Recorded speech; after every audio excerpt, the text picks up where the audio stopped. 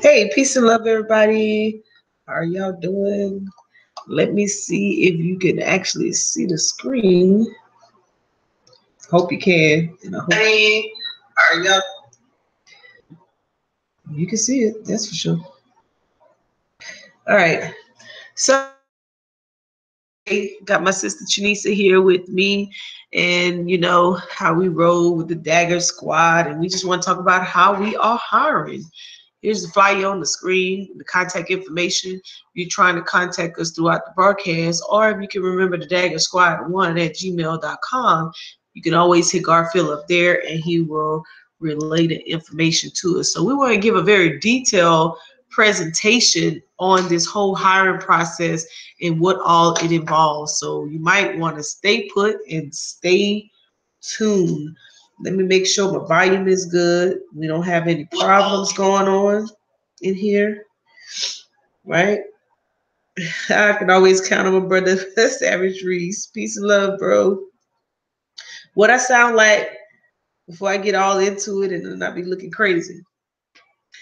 Tell me what the volume is like, and then I'll move forward to our PowerPoint presentation. Oh, wrong PowerPoint. Wrong PowerPoint.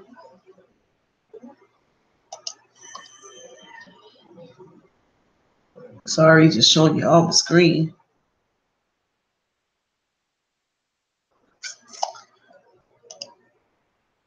Let's see.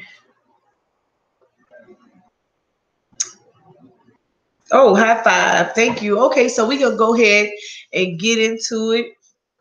If you kind of look to the left side of our screen, you will actually see what the brick and mortar call center look like. And we have a few employees working it out. So we're getting there. I think we're up to about 10 computers so far. So without further ado, let's go ahead and get into it. All right, so dear candidate, for your interest in employment as a virtual call center agent with either Community Wellness Group or CP Johnson Enterprise, this letter provides you with a list of requirements and qualifications needed to work on the Arise platform as a virtual call center agent. Please note that you are at no time an employee of Arise. You will be working as a seasonal independent contractor with the call center of Community Wellness Group or CP Johnson Enterprise. To get started, you must register with Arise as an agent by going to their website, www.ariseworkfromhome.com. Contact the center after you've created your ID and your password. Okay, now let's be clear on what's involved when you're committed. Before you commit, you need to understand that when you register, each client that's available on the site has its client opportunities. It also has the schedule, the service hours, and any course requirements necessary to begin providing services. That's very, very important. You will hear language such as opportunity announcement. That's the document that the client posts that will have the details about what you will be doing and when you will be doing it. The pay pretty much depends on the client opportunity that you select. The call center pays agents based on the committed intervals that they serve. Keep in mind, each interval is 30 minutes and 2 intervals represent 1 hour. Each agent receives direct deposits every 2 weeks once they're into an earned revenue status. That's very important to know. You also may be subject to a background check and or drug analysis. It just depends on the client that you select. All right. What requirements make up an ideal agent? Well, you first have to be self-motivated. You have to be able to work independently. You must be professional and capable of providing a high level of service. You must also be positive, optimistic, punctual, and dependable. Again, you are an independent contractor, which means you're not going to have anyone standing there looking over your shoulder to make sure that you log in when you're supposed to log in, you're servicing when you're supposed to be servicing. Self motivated and an independent worker. All right, so you might be wondering what equipment you need to work for a call center. Well, here it is, nice high speed equipment. You got your desktop, you got your phone headset, you got your computer headset. These and the Ethernet card, right? This is the specific specifications, right? So if you look where it says to attend class, we're speaking about when you're in that certification phase, when you first sign up, after you've gone through your assessments and you've successfully passed, you go into what's called a certification, meaning just like you go to college or a tech school or some type of school for a license, this is the same concept.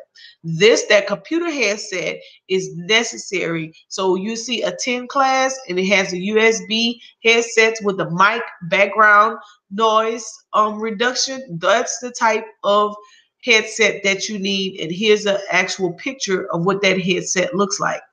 Once you've completed certification and you're in a servicing state, meaning you're getting ready to service the client and you're getting ready to take live phone calls, the two service, this headset and this phone pad, it's an example of one of the phones that you may use. You cannot use a cell phone. But you could go onto the Arise website and it will tell you specifically the type or examples of the type of phones that you may use. We also have a high-speed video that will show you, if you already have a home phone, the type of headset that you would need to go with that home phone so that you don't have to go out and purchase another keep phone pad, right? And then, of course, last but not least, the desktop. We favor the desktop over the laptop because laptops are difficult to upgrade. If a client upgrades its software, it's easier for you to upgrade your desktop computer than it is for you to upgrade a laptop. So we don't advocate for that. The Ethernet card, the reason we show that is because many people have desktops now and they're working on a wireless, but you cannot do it wireless. It has to be what they call it, hardwired, which means you have to have the Ethernet going from your modem to your desktop computer. Exactly. Okay. So the portion of working that everybody wants to know, when do I get paid? Right? So we're going to tackle when do you get paid, and we're also going to discuss how much you could possibly get paid. Keep in mind, this particular work opportunity is only offered in the US, the UK, the UK, and California. Canada, I'm sorry. The US, the UK, and California. And Canada. The reason I want to say United Kingdom and Canada. Correct. And the reason I want to say California, because I want to say that you cannot work in California. And I'm looking for my notebook because it's 7 states that you cannot. Is it my notebook? I don't know. Let me think about it while you talk. Okay, so Shanice is gonna look up the states so I can tell you what states are not is prohibited from working with the Rise at this moment. But keep in mind, these are the areas that Arise actually service, right? So let's look at this. If you're looking at the computer screen and you see the calendars, January through December, if you're looking at the light blue numbers, that's when the invoices are posted. That means Arise posts the invoice to the call center's back office, so to speak, right? That means the call center has been sent their invoice for their contractors who have worked, right? On the gray areas, the numbers that are gray, servicing revenue issue date. That's the date that Arise was post the money to the call center's bank account, right? That means that the money will be deposited to that particular call center, right? Peace and love, Sean, right?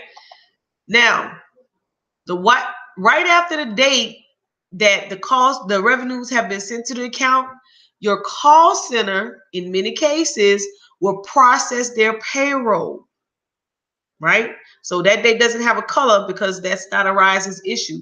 Now it's on your call center. 2 days from the date the call center processes payroll, which is the green letter, the green number, is when the client support professional gets paid. That's 2 business days after payroll has been processed. If the company that you're working for is doing this properly, once they get the invoice in the blue from Arise on the 8th, so for example, Arise issues the invoice on the 8th, they send the money on the 9th, the call center verifies the money in their bank account. The next day, the call center processes payroll. 2 business days from the 10th is when the agent or the call center representative or the client service professional, whatever description you're using, will get paid, which is January the 12th, right? Now, if you look at this calendar, you would notice that the pay date is not consistent. So in the month of January, the person is getting paid on Fridays, right? 2 days after the date. But if you look at February, the Rise sends the invoice on February 7th. On February 8th, the money is deposited into the call center's account. On February 9th, the call center processes the payroll. And on February 13th is when the agent gets paid. So it's not fixed dates, right? Same thing with the next payroll date. On the 23rd, Arise sends the invoice. At that time, when your call center receives the invoice from Arise, that's the moment that your call center, Arise, and you need to be talking about whether or not your hours or your intervals have been posted correctly, so you can make any corrections. Then Arise will send the money the next day based off of the fact that there is no issues, no complaints, no concerns about what has been posted. They will send a direct deposit to the call center. The call center on the next day or on that day also will be verifying what Arise deposited into your account agrees with that invoice. The following day, on the 27th, the call center will process its payroll using QuickBooks, ADP, Paycheck. Maybe they're doing it manually, issuing the pay manually. Whatever they're doing, they will process it on the 27th. 2 business days, well, in this case, they went the very next day, but 2 business days typically is when the next that when you would get paid. Some people bank accounts will post a paycheck the very next day. Some people will wait 2 days. The rule of thumb is 2 business days, right? And as you can see, correct, depending on the bank that you bank with. And as you can see, Arise posts the pay revenue, the service revenue calendar an entire year out. So so if you choose to work for the call center, you would actually be able to see that the call center, I forgot to see the link. You would see that the call center, all the dates that revenues are supposed to be posted. So you don't have no surprises. No surprises, right? Let's see. All right, so let me see if I have any questions so far.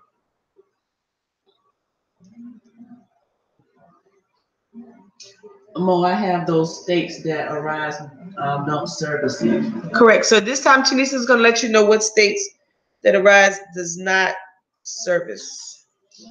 As mentioned, there are 7 states that Arise does not service in. That's California, Connecticut, Maryland, Massachusetts, New York, Oregon, and Wisconsin.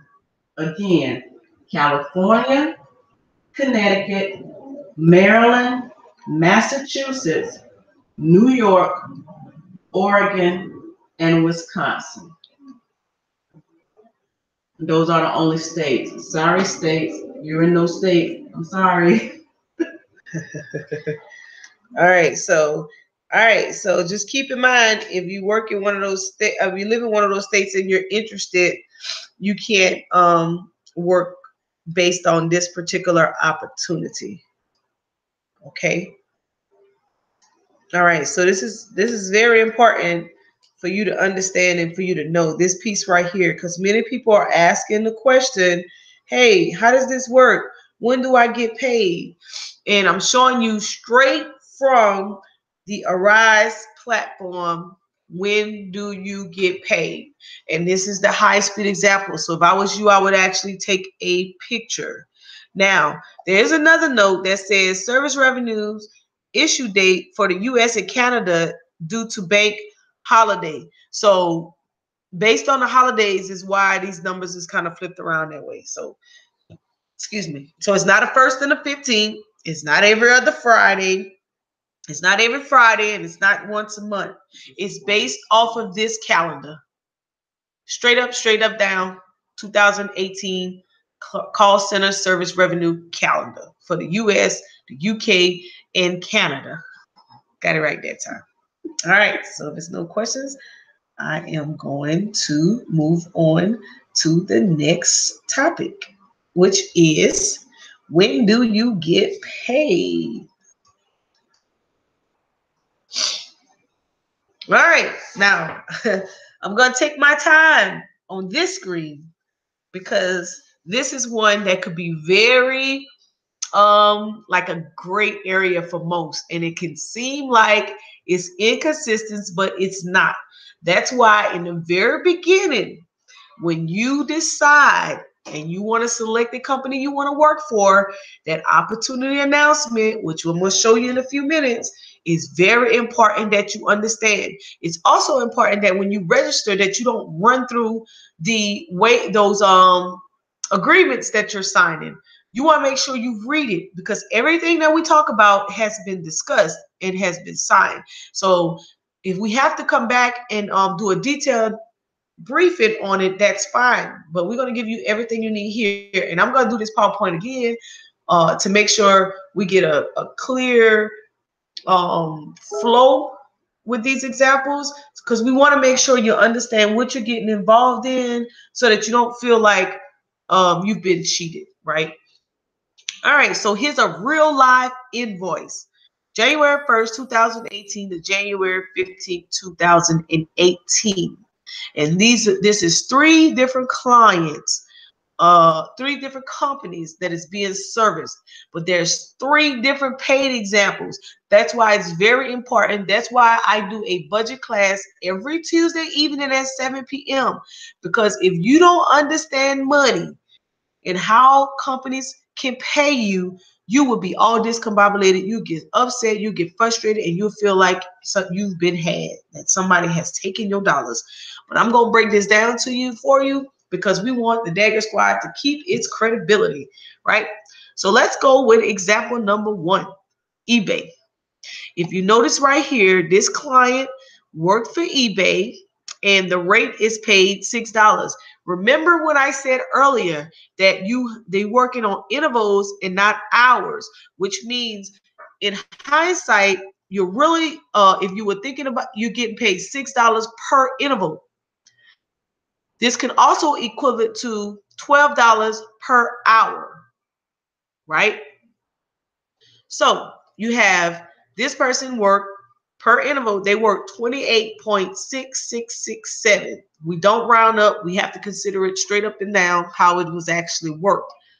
28.6667 intervals. Now let's look at my example in the green for eBay. 28.6667 intervals times $6 equals $172. Isn't that right what it says right here, right? Now let's convert it to hours. In order to do that, you would take 28.6667 divided by 2, right? That would equal 14.333335 hours times $12 equals 172. So we just fact checked it. So this person was paid properly, right? Let's go to the next one. Intuit PS phone _ video, right? This agent, this is a TurboTax client, one of them anyways. This particular agent worked 25.1667, right? At $7. That's 25 point whatever intervals times $7, 176.17. So let's fact check it. Oh, my bad. Oh, sorry. I switched screen on y'all. Let's fact check it. 25.167 divided by 2, that gives you 12 hours and 58 minutes, 3,335, right? Times $14 equals $176 and 16.9, rounded up to 17 cents. There it is, right? So if you want to fact check your own paycheck, this is how you do it. Now, keep in mind, remember I said earlier, depending on the client you service is going to depend on you get paid. So if you say, well, why eBay got paid $6 per interval and Intuit PS Phone got paid $7 per interval? Each client is different. Each client pays a different rate. It just depends on what's available at that time, when you register, and which one was selected. Intuit Pro Series, One Experience. This is another TurboTax opportunity. Now, this one is paid a little different. This one is paid prior to, so on the scope of work, you will see that it's going to have, you could get paid by the dollar or you could get paid by the minutes. In this particular case, because they were still in a certification status, they got paid by the minute. And so that means they, on the invoice they post 2,182.13 minutes, and you take that and you multiply it times, and the rate was 26 cents. So if you take those minutes, multiply it times 26 cents, you get this amount here, right? Now, and that's based on the statement of work. So you may not always see it in dollars. Sometimes you might see it in cents, but it's going to be based off the minutes. Now, you can't convert this into hours because you're going to get a different amount, because that's not how the statement of work is written up. So that's why it's very important that you read the statement of work when it's actually received. Now here's what you have to pay close attention to, because each person that's servicing has a fee of $19.75. So that meant each person, 1, 2, 3, all three of these. So these are the fees you're subject to. You got the $19.75 Arise fee. You got the call center fee, which is determined by the company. So can't give you an example on that because everybody has their own fees.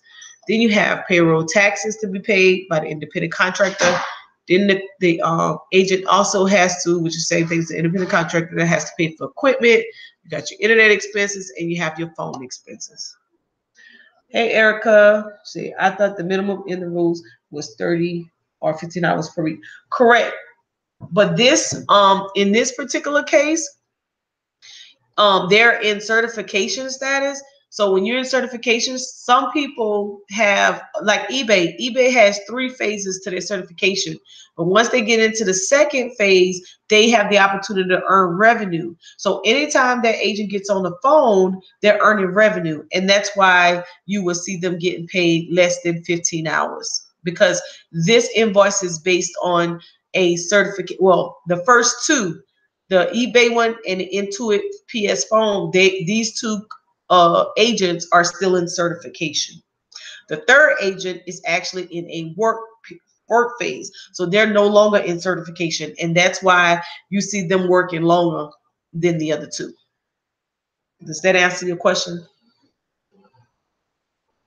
So when you get into, once you're done completing certification, you're no longer in certification. Then you gonna have to finish it. you just read the slide. Yeah. You have to, once you're no longer in certification, then you have to then you have to work a minimum of 15 hours. However, during the certification, some companies have 1 phase, some companies have 2, and some companies have 3.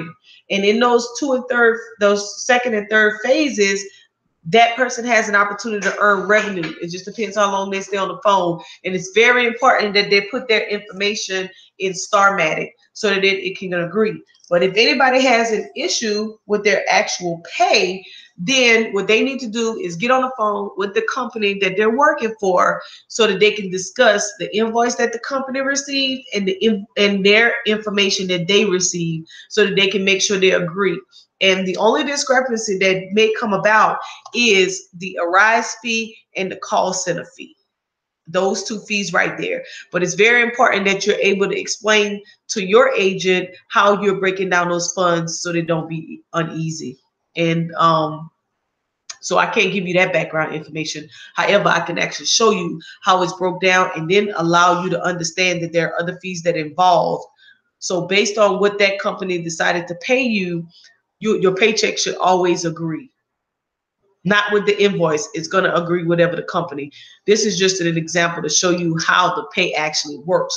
And it's not going to be consistent for everybody. Okay, so I'm going to be followed by Shanisa. She's going to finish this presentation out.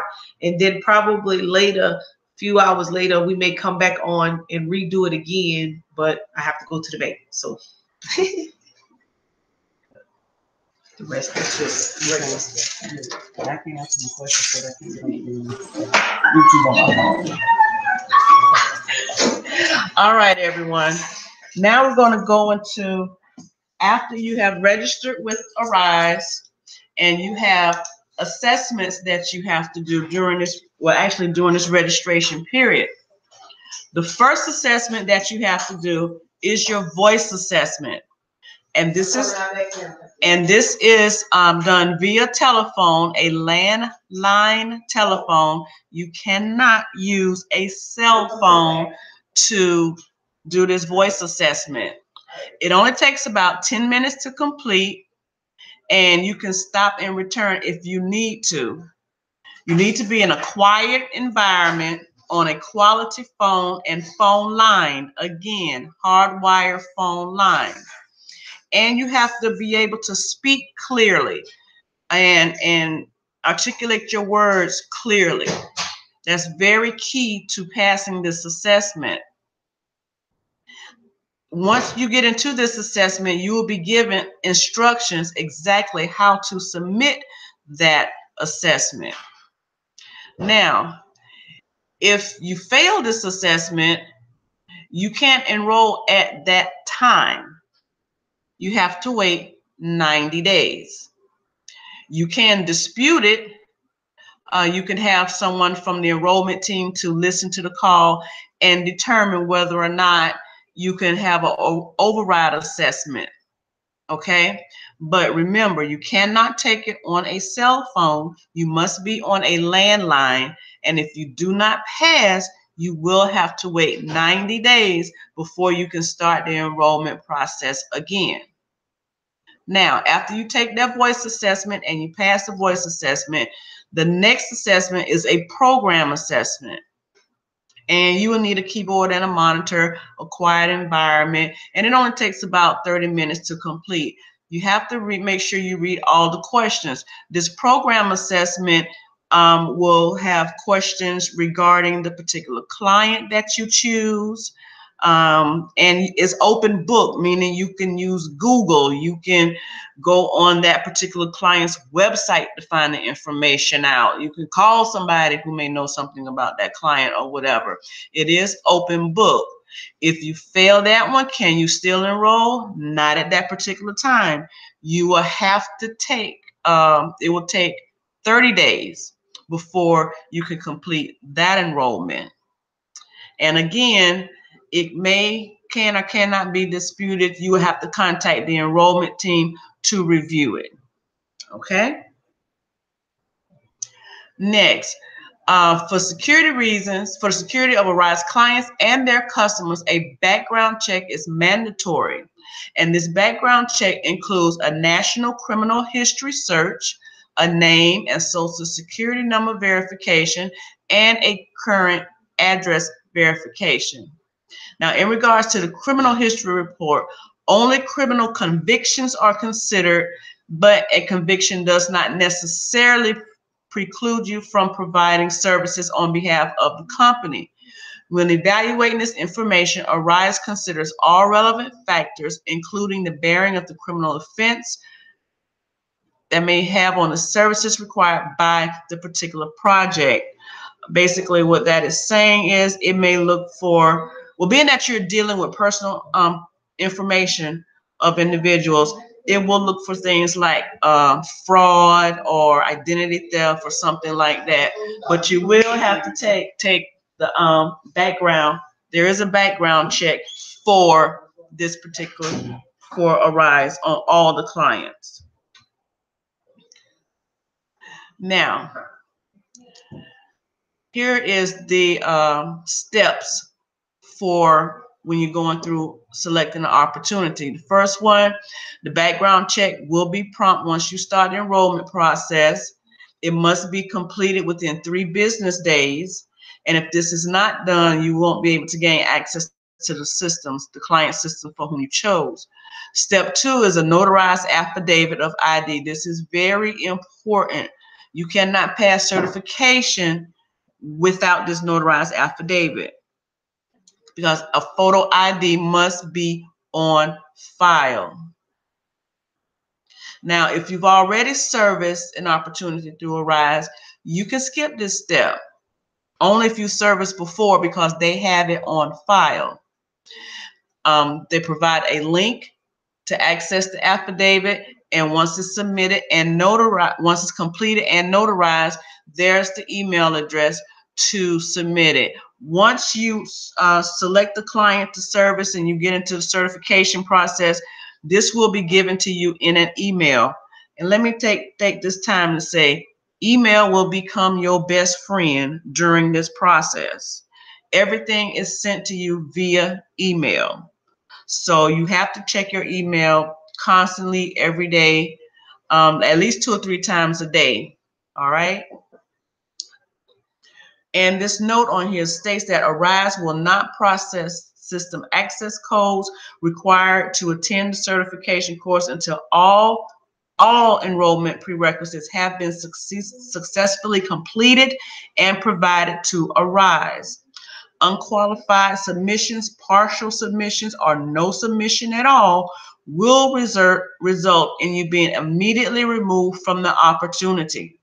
If the learner is removed or dropped from the opportunity for failure to complete all steps listed above, there will be no refunds. This is very important to keep in mind, which again is why I stress email is your best friend. That's the only way you will have communications.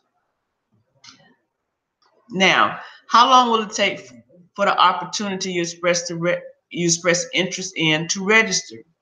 Well, the enrollment group is notified immediately after you've expressed interest in that opportunity, but it can take up to 3 business days to receive feedback. But remember, expressing interest does not mean that you're selected for the opportunity. You have to become client qualified.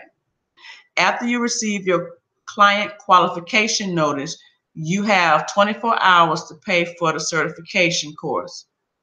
And this client qualification means you have to pass the voice assessment, you have to pass your pre-enrollment assessment. If there is one, you have to pass your self-assessment, you have to pass your background check and or drug test. After that, you become client qualified and you have up to 24 hours to pay for the course. Now, you've done all that, you're in certification. Okay, you're qualified to go to certification. What do you need to expect? Well, remember earlier it was stated that certification is like an investment opportunity. Just like if you go to law school, medical school, it prepares you to be a professional. You will gain the knowledge needed to relate to the client, type of calls that you'll be taking, the customers, and how to be successful. The cost of these certification can range anywhere from $19.99 to $249, depending on the opportunity. That cost depends on the client, which opportunity that you select. Now, most of the classes require a time commitment of 4 hours in class and 2 hours of self-paced work 5 days a week. Again, 4 hours in class, 2 hours of self-paced work, which mainly means homework, 5 days a week. The courses can last anywhere from, here it says 4 to 6 weeks. There are some that last 3 to 8 weeks. Some opportunities offer a fast track certification process for shorter courses, which means that can last anywhere from 3 days to 5 days. It just depends. Learners must pass all course requirements, including any quizzes and exams as stated in the opportunity announcement, in order to be certified and then to provide service for that client. Here's an example of a particular client and what was on their opportunity announcement. Here you see it show, oops, sorry about that. Click. The course duration, this was 3 weeks. The times offered, Monday through Friday. All opportunities will give you an option of your time. Once you select one of these options, say example, you do 10 to 2. That's Monday through Friday, 10 a.m. to 2 p.m. for this time period. You can't say I'm going to do this one on Monday and option 3 on Wednesday and Tuesday and Thursday I'm going to do option 5. You can't do that. Okay? For this particular client, the servicing intervals are 30 intervals, which equals 15 hours. That's your minimum. Okay? Your intervals are available Sunday through Saturday from 8 a.m. to midnight. So anytime, Sunday through Saturday, between 8 in the morning to midnight, you can post your hours. Most of the hours for this particular one are available Monday through Friday from 11 a.m. to 9 p.m. Some intervals have peak times. Some clients, have peak times. This particular client has peak time. These are the weeks. These are the requirements. Notice this is the minimum, but during this peak time, those 40 intervals of 20 hours are what's required. They also have weekend requirements. Here, you can do your 4 hours all on Saturday, all on Sunday, or a combination of both. And they also have peak day requirements for this particular client. On Mondays, you have to do 6. And on this particular day right here, you have to put in 10. Okay? Now, when you have selected a course that you want to get in a certification with, this is what happens. 3 to 5 days before class starts, sometimes earlier, you will get a welcome letter from your instructor. Remember that I said, email is your best friend. You have to check your email. You will always get a welcome letter from your instructor. If you don't see it in your regular mail, check your spam, but it's there. In this letter, you will have the instructor's name, the course dates, the time of the course, any pre-work that is assigned, a document outlining how to access the course in the Arise Learning Central. These two are very important.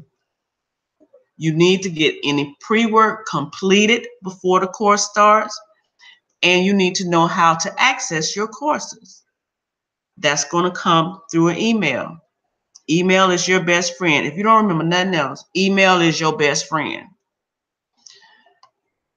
Now, this pre-course work, not every class has this. Not every opportunity has pre-coursework, but for those that do, it must be completed.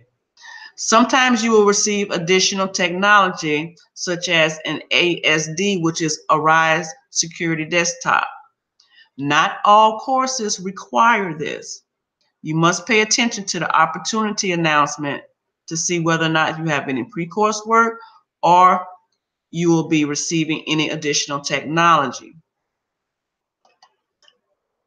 You might want to get a jump on things, get a head start to understand the client through independent research. Go on their website, research out the client, network through social media, talk with other agents who you know may have serviced that particular client.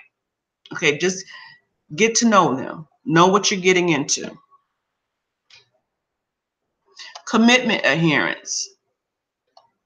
Your commitment adherence is the amount of time you chose to service in comparison to the intervals chosen, which means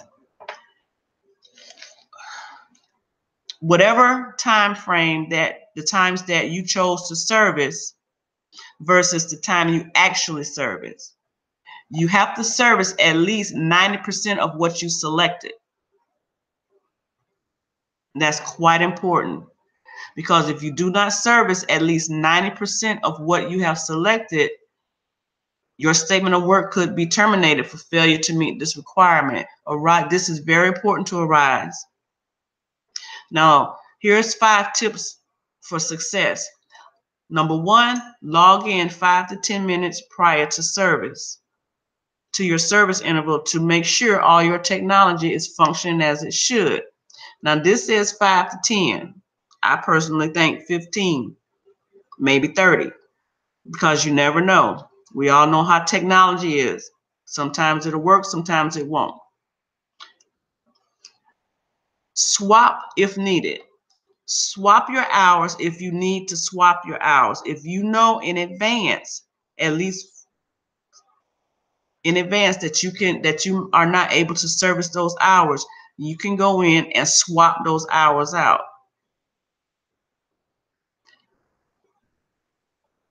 Or release the hours. You can release your hours before the 48-hour lockdown period. If you know in advance, 2 days in advance, that you need to release some hours, something came up, an emergency came up, you can do that. It's best to swap the hours. But once you get into certification class, your instructor will give you more on how to swap and release your hours. If there's an issue going on with say the client, their particular software or that you're using or whatever, you have an opportunity to put in a waiver request. Also, you will get steps.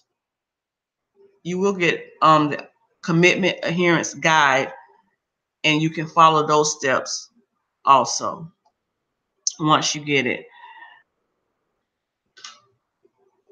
Okay, here is the metrics for a particular client that was doing customer service and software tech support. Again, commitment adherence, 90%. Average talk time, 10 to 12 minutes, and this is calculated on how long you stay on the phone with the customer plus any hold time. Your quality has to be at 90%. Your net promoter score greater than 60. All of this will be explained to you further in your certification class because each client is different.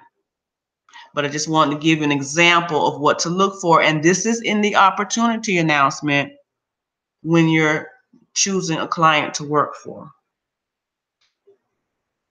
Now, you also have support through Arise called AVA, which is Arise Virtual Assistant. And you go in here first, type in what your issue is or whatever. She gives you options and everything. You have technical support, partner enrollment support, registration support, and this is what the support includes, and these are the times.